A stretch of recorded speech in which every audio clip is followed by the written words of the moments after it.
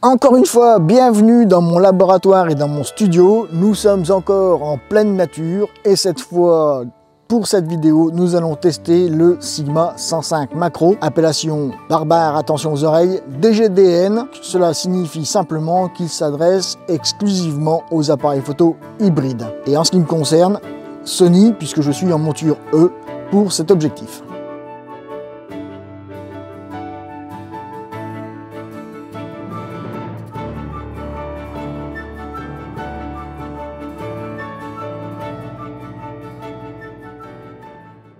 Alors comme je l'ai dit en introduction, nous allons donc tester le 105 Sigma DGDN Macro f2.8. Nous allons le tester donc en studio et nous allons tout à l'heure aller le tester sur le terrain pour prendre en photo quelques papillons ou autres. Dans la catégorie des objectifs dits macro, il n'y a pas pléthore de choix. Effectivement, vous allez trouver du 70, du 90 ou du 105. Avec un peu de chance, du 150, mais ils se font de plus en plus rares. Pour ce qui nous concerne en DGDN, vous n'allez trouver que du 70, du 90 ou du 105. Ce qui nous permet de dire que le Sigma 105 Macro est quand même un des objectifs de référence au niveau de la macro en photographie. Par contre, à ce niveau-là, il est quand même à 750 € environ, pour un poids de 715 grammes. Il faut dire que c'est une entrée de gamme dans les objectifs macro, puisque les concurrents vont tourner autour de 1000 €, notamment pour le Sony 90 Macro f2.8, ce qui permet de s'orienter sur de la macro à moindre coût. Alors, rentrons dans le vif du sujet, et vous savez que Sigma n'aime pas qu'on parle d'objectifs tropicalisés, puisque pour eux, ça n'existe pas. Eh bien, n'empêche que c'est un objectif qui est encore une fois étanche à l'humidité et à la poussière. Par définition, on peut dire qu'il est tropicalisé, même s'il n'aime pas le terme. Il est disponible en version Art, donc ce qui signifie qu'il est quand même dans le haut du panier des finitions chez Sigma. Il a donc un corps en métal, une finition tropicalisée comme on vient de le dire, des bagues en plastique mais avec une manipulation souple et agréable. Il faut dire que pour 750 €, cet objectif est quand même équipé d'un autofocus. Ceci dit, il n'a pas de stabilisation et pour moi c'est son gros point faible.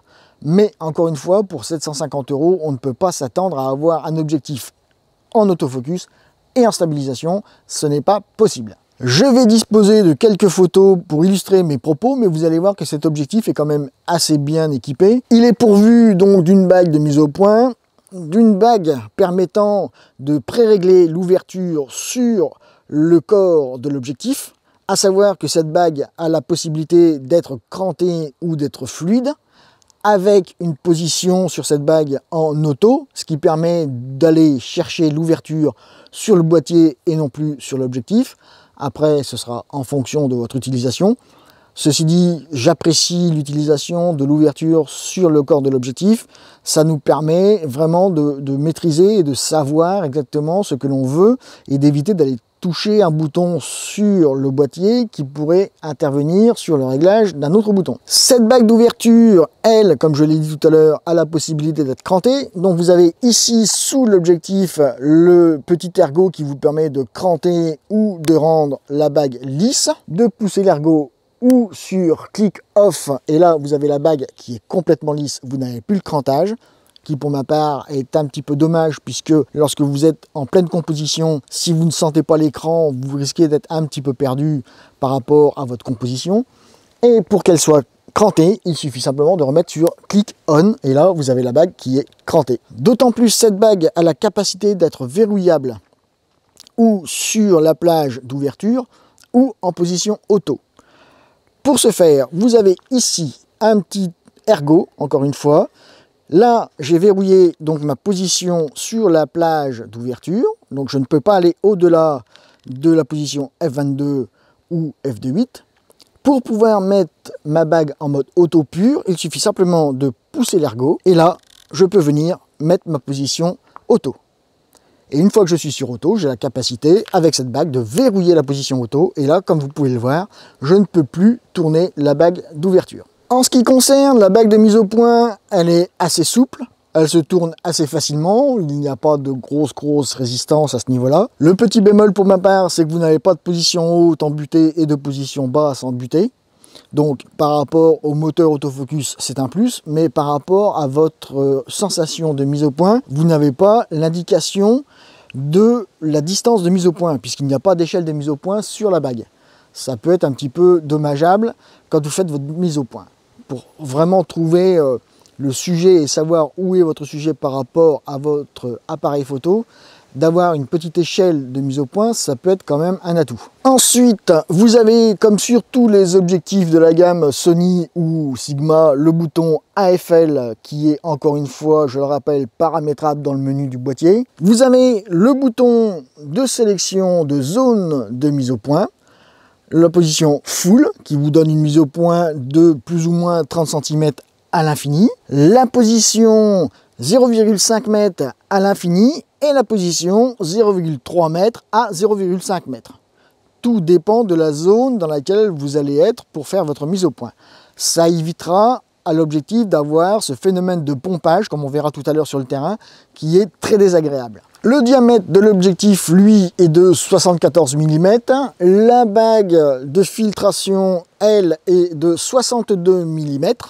Donc si vous avez à acheter des filtres polarisants ou un filtre UV pour protéger la lentille frontale, elle sera de 62 mm.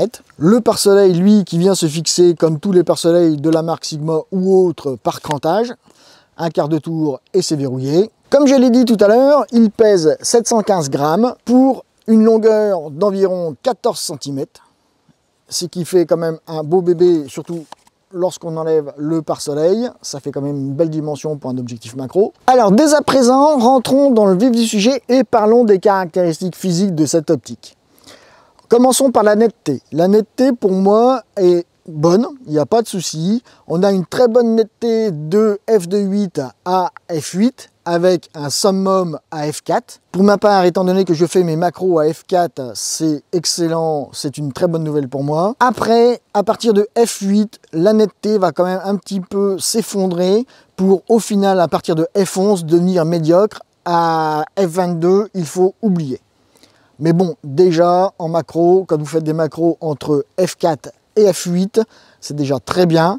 Il faut éviter f2.8, à moins de vraiment vouloir un bokeh exceptionnel. Et il faut éviter d'aller fermer à f11 ou au-delà, parce que là, après, on perd quand même en qualité. Et là, ça se ressent vraiment sur cette optique, puisque à partir de f8, comme je l'ai dit tout à l'heure, la netteté s'effondre. En ce qui concerne le piqué, eh bien écoutez, le piqué pour moi, il est très bon. Je n'ai pas noté de faiblesse de piqué aussi bien au centre que sur les bords. Et je dirais même plus, le piqué sur les bords est presque aussi bon que le piqué central. À quelque chose près, ça se joue à pas grand chose, mais nous pouvons quasiment dire que le piqué sur les bords est équivalent au piqué central, ce qui pour une optique, notamment en macro, est assez exceptionnel. En ce qui concerne les distorsions de cette optique, eh bien écoutez, ce n'est pas compliqué, on peut dire qu'il n'y a quasiment aucune distorsion. J'ai noté une très légère distorsion, vous verrez sur les photos de démonstration, en coussinet, mais à ce niveau-là, inutile de vous dire que Lightroom n'aura aucune peine à récupérer les distorsions sur cette optique. Au sujet des aberrations chromatiques, je n'ai rien noté de tangible, donc à ce moment-là, nous pouvons dire que nous pouvons oublier les aberrations chromatiques. En ce qui concerne le flare, alors j'ai détecté une légère présence de flare.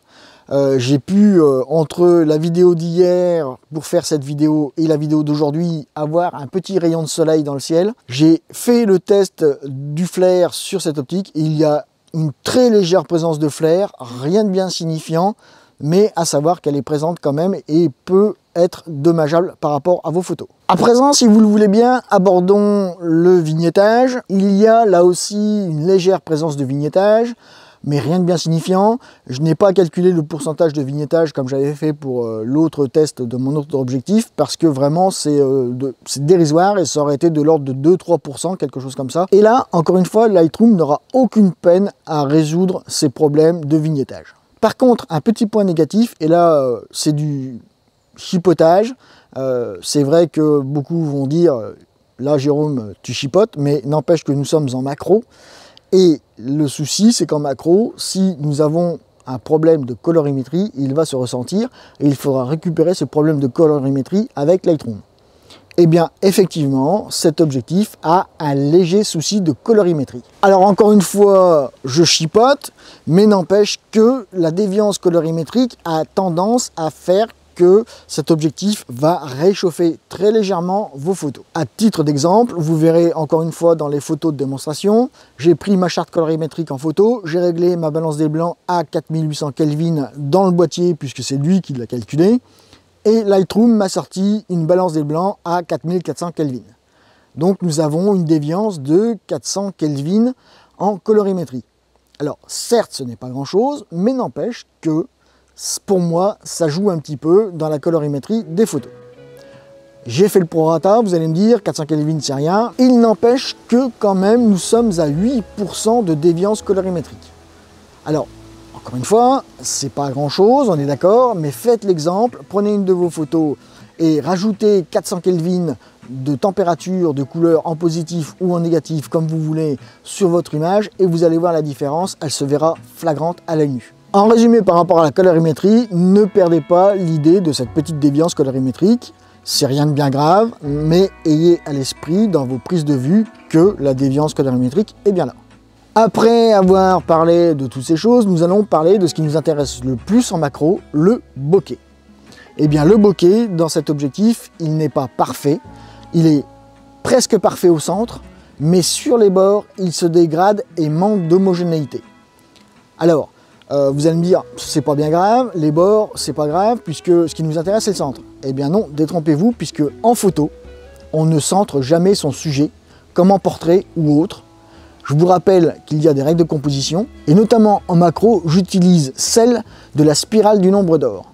Alors, je vous invite, pour ceux qui n'ont pas bien saisi la nuance, à aller voir la vidéo que j'ai faite sur les règles de composition et leur mise en œuvre. Vous la trouverez sur la chaîne dans les vidéos annexes. Ce qui va nous apporter des petits défauts de bokeh qui peuvent être un plus ou un moins dans l'élaboration de nos photos, mais sachez que sur les bords, ce bokeh n'est pas parfait, alors qu'au centre, il est presque parfait. Le gros bémol de cet objectif, et ça je l'ai dit en introduction, c'est que pour 750 €, il n'est pas question de parler de stabilisation. Pour le prix, effectivement, l'objectif n'est pas pourvu de stabilisation, mais on ne peut pas avoir un objectif digne de ce nom et avec les caractéristiques qu'il a pour 750 € et un objectif à 750 € équipé de stabilisation. Ce n'est pas possible. Donc, tout bêtement, cet objectif n'a pas de stabilisation. Après, à vous et vos connaissances photographiques pour éviter ce problème, et rappelez-vous de la règle du flou de bouger qui, je l'évoque aussi dans une autre de mes vidéos, et l'inverse de la focale. Donc ici, pour prendre des photos, il faudra forcément être supérieur à 1/100 de seconde. Sachant que je suis en full frame, je vous laisse faire le calcul pour les appareils photo APS-C ou micro 4/3. Parlons à présent, si vous le voulez bien, du dernier aspect technique de cet objectif, qui est l'autofocus. Alors là, l'autofocus, c'est un petit peu la bête noire de cet objectif, puisque pour ma part, je trouve que l'autofocus pêche et manque de punch à ce niveau-là. Vous verrez tout à l'heure dans la vidéo de démonstration sur le terrain, j'ai eu beaucoup de mal par moment à faire la mise au point sur mon sujet. Il a tendance énormément à pomper. Alors le phénomène de pompage dans un autofocus, c'est simplement lorsqu'il fait des allers-retours continus entre le point haut et le point bas de la mise au point. C'est quand même assez pénible. Lorsqu'il tient la mise au point, il ne fait pas forcément la mise au point là où on veut qu'il fasse la mise au point. Et en macro, c'est quand même dommage, puisque ce qu'on veut, c'est l'œil, et un œil net, le plus net possible. Et des fois, il arrivait que j'arrive à faire ma mise au point sur l'œil de mon papillon. Et bien non, monsieur a décidé qu'il ferait la mise au point sur l'aile. C'est un petit peu dommage, surtout pour un objectif de cette gamme-là. Je vous rappelle qu'il est Art, donc c'est le haut du panier de chez Sigma. Je trouve que c'est un petit peu dommage. Alors après, vous allez me dire, ouais, mais tu nous as dit qu'il était à 750 €, donc tu peux pas tout avoir. C'est vrai. C'est vrai, donc il faut remettre les choses dans le contexte. Nous avons un objectif de 750 € avec un autofocus adapté. Nous allons terminer ce petit tour du propriétaire par la conclusion qui s'impose. Et après, nous irons sur le terrain dans la suite de la vidéo. Alors, j'ai peut-être été un petit peu cache et franc du collier au niveau d'autofocus. N'empêche que pour ma part, c'est un super objectif. Il mérite le détour. Là, Sigma a encore tapé fort du poing sur la table avec cet objectif. C'est indéniable. C'est un sérieux concurrent pour le 90 macro de chez Sony qui est dans la même gamme. Alors là où il faut mettre un petit bémol sur ce que je viens de dire, c'est que dans la dénomination, 90 macro Sony, 105 macro Sigma. Il y a 15 mm de différence dans ces deux focales. C'est à prendre en compte dans l'étude de l'objectif. Parce que en macro, 15 mm, c'est une différence énorme. Mais, ceci dit, c'est un plus par rapport au 90 de chez Sony, puisque lui est un 105. Donc par rapport à Sony, c'est quand même un petit coup supérieur de cet objectif. Ce qui me permet de vous dire qu'en conclusion, si vous cherchez un objectif macro à acquérir, eh bien écoutez, regardez très attentivement ce 105 macro de chez Sigma DGDN f2.8. C'est un bon objectif qui mérite qu'on s'y attarde. Après, petite analogie, puisque j'ai possédé le 105 macro version réflexe il y a quelques années, je retrouve exactement les mêmes caractéristiques entre les deux. Petite amélioration certes de cet objectif par rapport au 105 version réflexe, puisque évidemment cet objectif est plus récent que l'autre. Donc la qualité de fabrication s'est améliorée entre temps, et je pense que au niveau des photos, on fera potentiellement, et là je mets un petit guillemet dans ce que je vais dire, de meilleures photos avec cet objectif là qu'avec un 105 traditionnel pour réflexe. Eh bien écoutez, tout ça étant dit, maintenant je vous invite à aller sur le terrain, on va aller faire des tests en grandeur nature. À présent que nous avons vu les caractéristiques du 105 macro DGDN f2.8 de Sigma sur le papier, nous allons regarder un petit peu ces mêmes caractéristiques sur le terrain. Et pour ce faire, rien de mieux qu'une petite séance macro. Ici, j'ai deux petits papillons qui sont devant moi. Le temps me permet de savoir qu'ils sont quand même assez tétanisés par le froid. Alors pour ce faire, photo macro de papillon. J'ai donc réglé mon appareil photo de la manière suivante. Je me suis mis à f4 en utilisant la bague d'ouverture dédiée à cet effet. Je l'ai verrouillé à f4, bloqué à f4.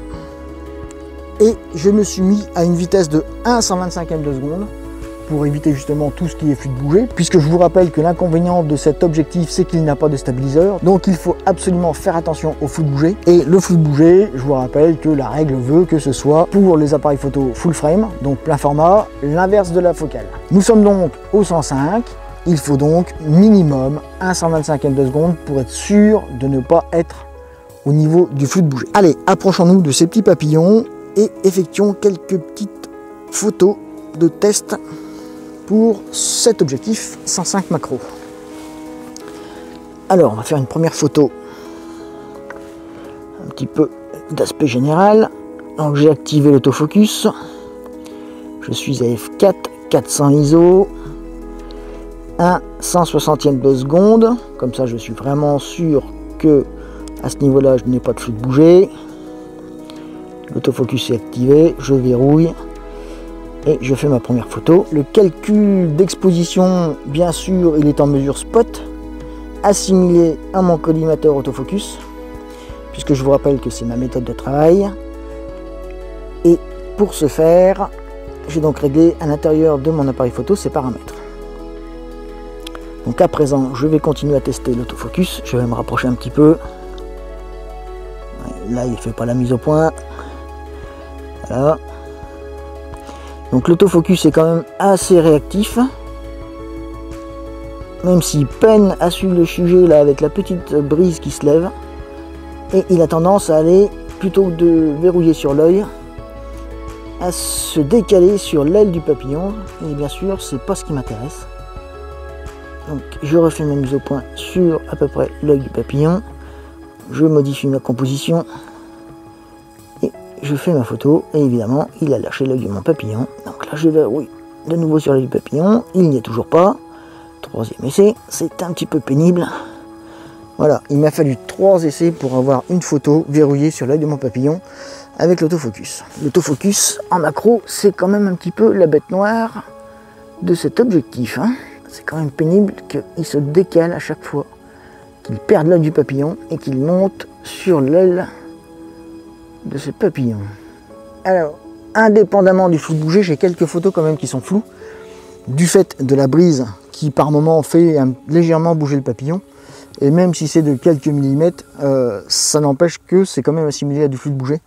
Il faut donc peut-être passer de 1/160e de seconde à 1/200e de seconde pour éviter ce flou de bouger. Donc c'est ce que je vais faire. Et en compensation de la perte de luminosité, je vais un petit peu peut-être monter les ISO à 640 ISO, voire 800 ISO. Donc je monte à 1/200e. Voilà, 1/200e. Et j'ai dit que j'allais monter les ISO à 640. Qu'est-ce que ça me dit? Ça me dit que c'est pas mal. Je vais même mettre 1/250e de seconde pour rester à une valeur d'exposition d'un IL environ. Puisque en macro, vous savez que j'expose légèrement à droite pour avoir un maximum de détails de mon sujet. Là, je vais essayer maintenant à f2.8. Donc là maintenant f2.8, j'ai beaucoup plus de lumière qui arrive, donc je vais modifier mes ISO, je vais redescendre à 400 ISO pour garder environ plus 1 IL d'exposition.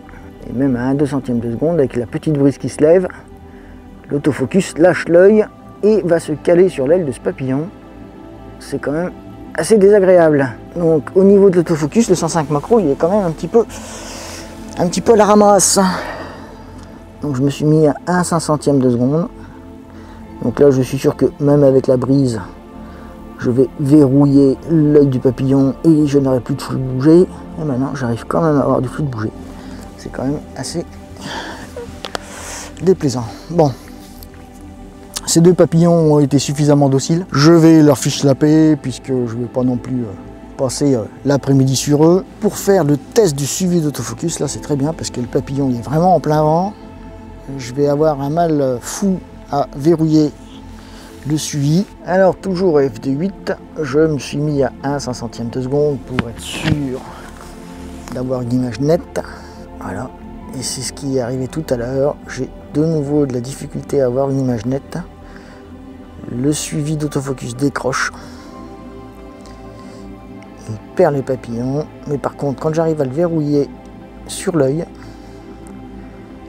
l'autofocus reste verrouillé dessus. Et si je pouvais vous filmer ce que je vois dans l'œilleton au niveau de l'autofocus, c'est assez impressionnant. Et je ne sais pas si vous entendez le bruit de l'autofocus, mais il est quand même assez présent. Et on entend un petit peu quand même l'autofocus faire le suivi et la mise au point. C'est pas évident quand même d'avoir une mise au point stable et un suivi stable. Voilà pour ce papillon. Et je vois que j'ai un azuré qui vient de se poser sur un autre brin d'herbe. Je vais essayer de l'attraper. Mais alors là, les azurés, je peux vous garantir qu'ils sont très méfiants. Donc il va falloir vraiment montrer patte blanche afin de l'approcher et de le prendre en photo. Alors là, par contre, l'autofocus, je ne sais pas si vous avez entendu, mais il a fait un aller-retour avant de verrouiller le petit papillon. Et ce papillon, en fait, c'est un azuré. Et si je ne me trompe pas, ça doit être un azuré de la sous-espèce collier de corail. Mais il y a tellement de sous-espèces dans les azurés que c'est compliqué de vraiment d'avoir le modèle et la marque de ce petit papillon qui est magnifique.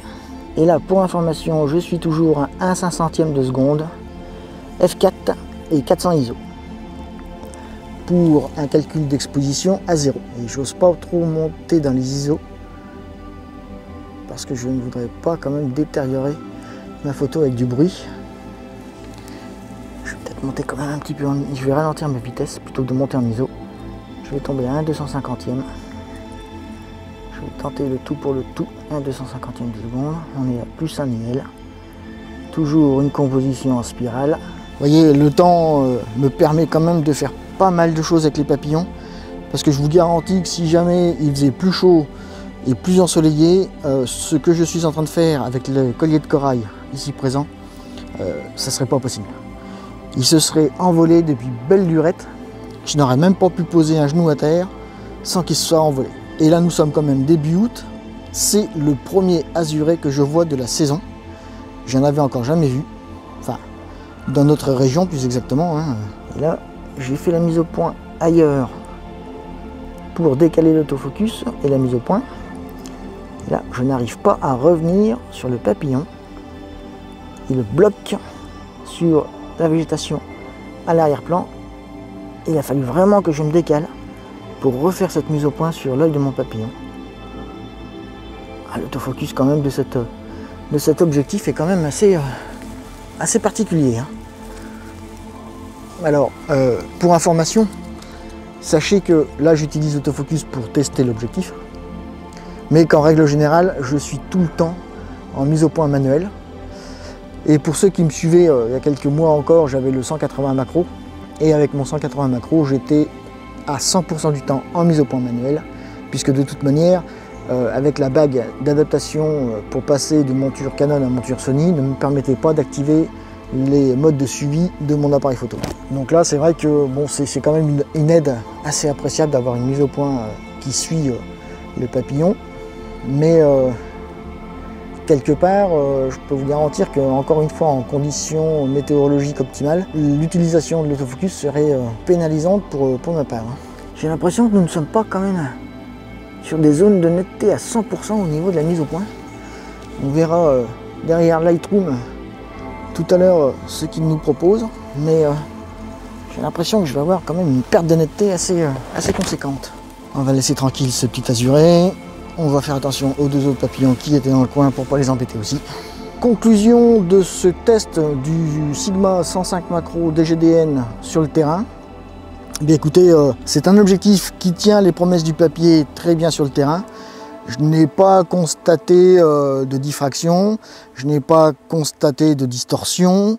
Les aberrations chromatiques, je n'en ai pas vu. Le flair, je ne peux pas l'essayer parce que le temps ne s'y prête pas, comme vous pouvez le constater.